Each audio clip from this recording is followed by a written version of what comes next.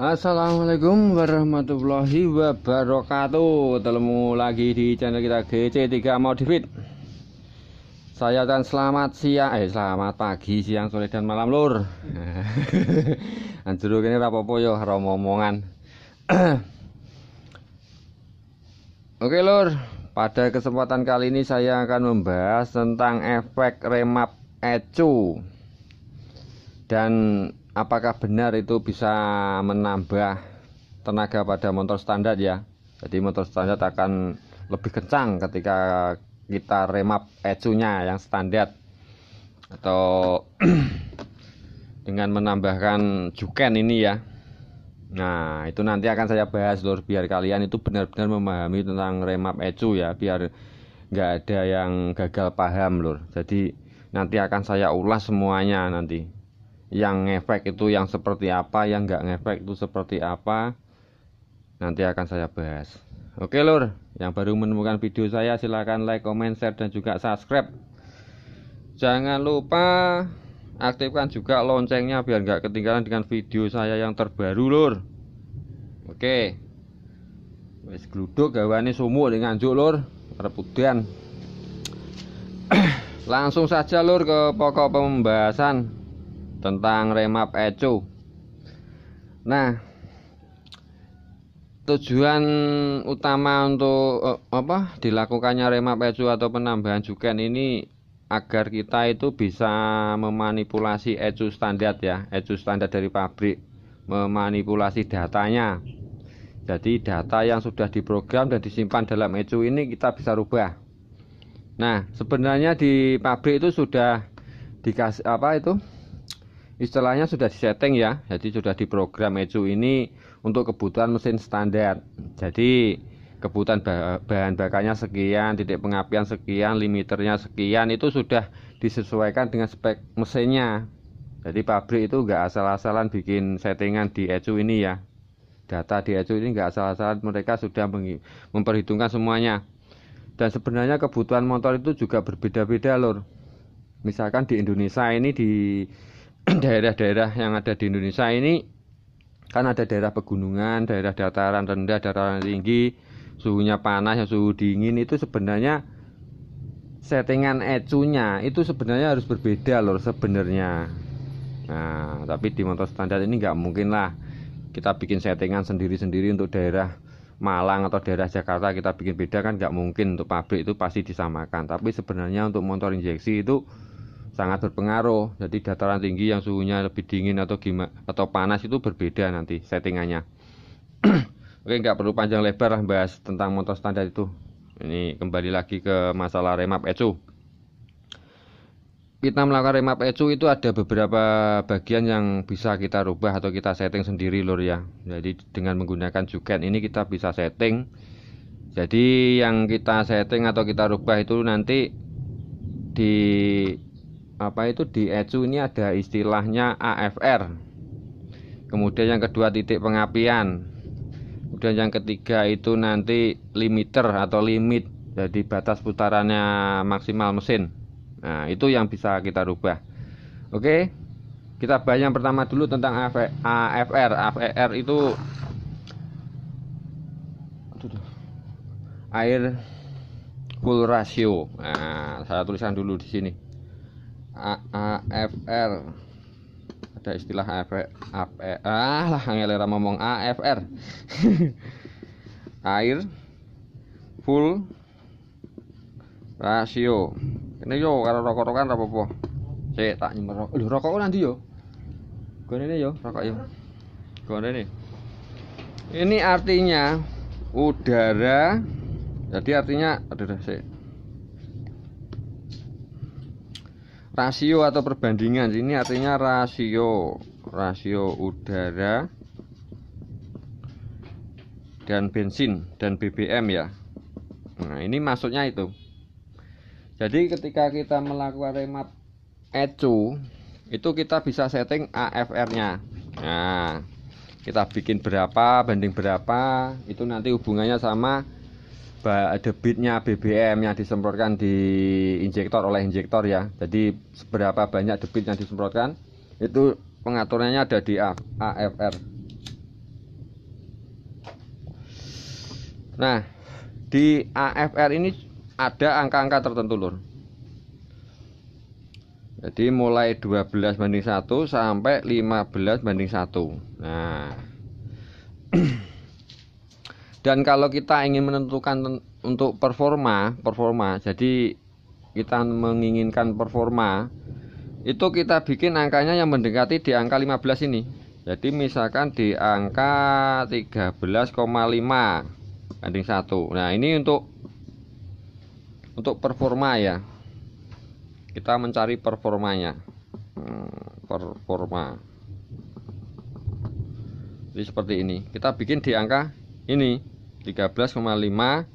Pokoknya yang mendekati 15. Nah, ini untuk performa. Nah, makanya ketika kita melakukan remap ECU atau menggunakan juken ini, kita setting AFR-nya agak tinggi seperti ini, otomatis bahan bakar yang disemprotkan ke ruang bakar itu makin banyak.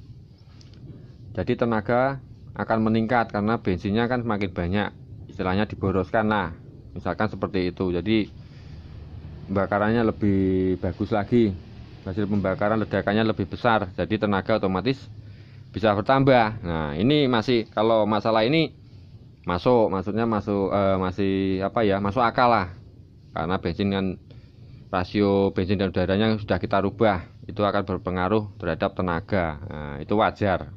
Cuma penambahannya juga nggak terlalu banyak lur untuk ini, mungkin ya hanya 5%-an lah dari sebelumnya penambahannya. Itu yang pertama. Kemudian yang kedua, bawa enak lagi. Yang kedua itu masalah timing pengapian lur. Timing pengapian, saya tulis dulu. Timing pengapian, tulisannya rapat dilihat sih, ya tulisannya dokter. Jadi pabrik itu sudah menyeting timing pengapian pada ECU standar ini, misalkan di angka sekian derajat loh ya, misalkan di angka 15 derajat sampai 30 derajat misalkan. Mereka menggunakan timing pengapian sebesar itu atau pada angka itu karena sudah dihitung berdasarkan rasio kompresinya lor. Nah, jadi rasio kompresinya misalkan tinggi ya, 11:1. 11:1. Ini termasuk angka rasio yang tinggi. Tapi kenapa kok bisa dikasih bahan bakar dengan oktannya rendah? Misalkan pertalite. Motornya nggak ngelitik lor. Meskipun rasionya 11:1. Tapi pertalite premium dia nggak ngelitik. Karena apa? Yaitu karena titik pengapian sudah disetting lor. Jadi disetting menyesuaikan itu. Rasio kompresinya sekian, nanti biar bisa dikasih oktan yang rendah itu, maka titik pengapiannya harus disesuaikan biar nggak ngelitik. Nah, jadi sama pabrik itu sudah disetting. Kalau nggak disetting yang tepat, ini akan ngelitik karena termasuk tinggi rasio kompresinya. Nah, ketika kita melakukan remap atau menggunakan juken, itu kita geser pengapiannya. Nah, apakah itu nanti bisa sesuai lor dengan ini settingannya pabrik? Nah, karena rasionya ini 11.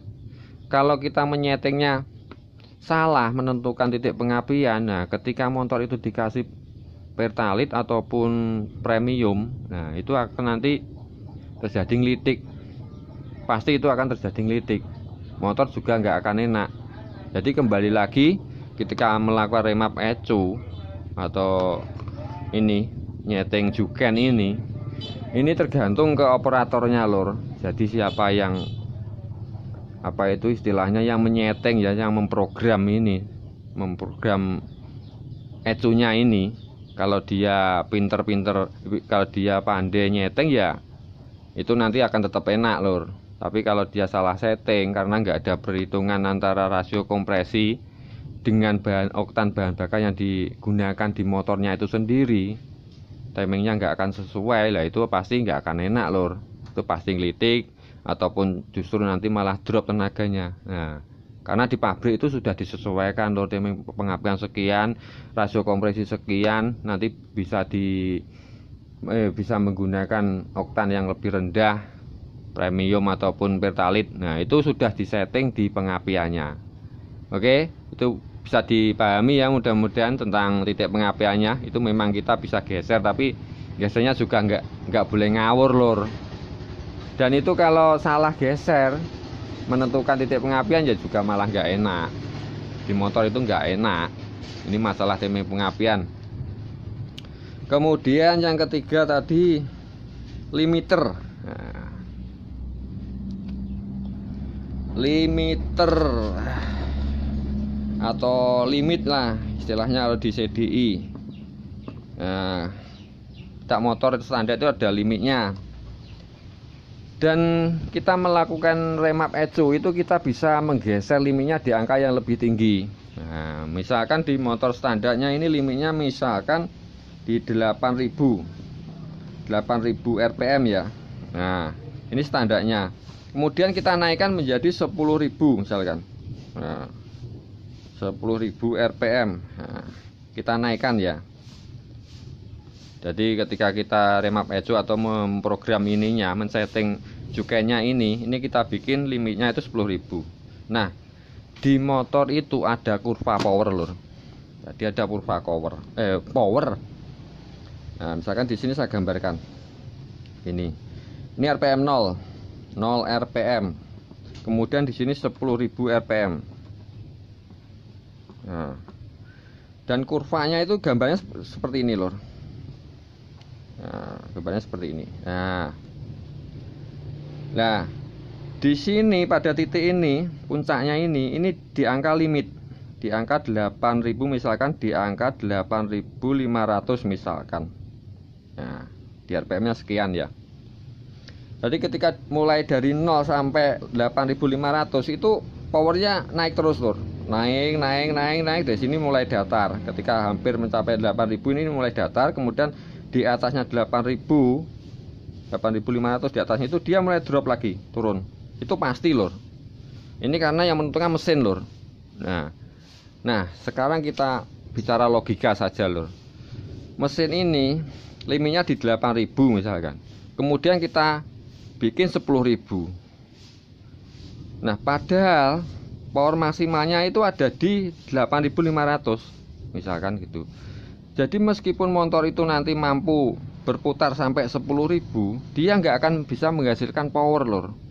Karena power maksimalnya itu berada di 8.500. Jadi meskipun kita naikkan limitnya, dia nggak akan bisa menambah power atau napasnya menjadi panjang, itu nggak bisa. Ini saya bicara logika berdasarkan kenyataan lor ya. Jadi jangan sampai tertipu lor. Maksudnya pahami yang benar-benar ya, harus dipahami itu lor.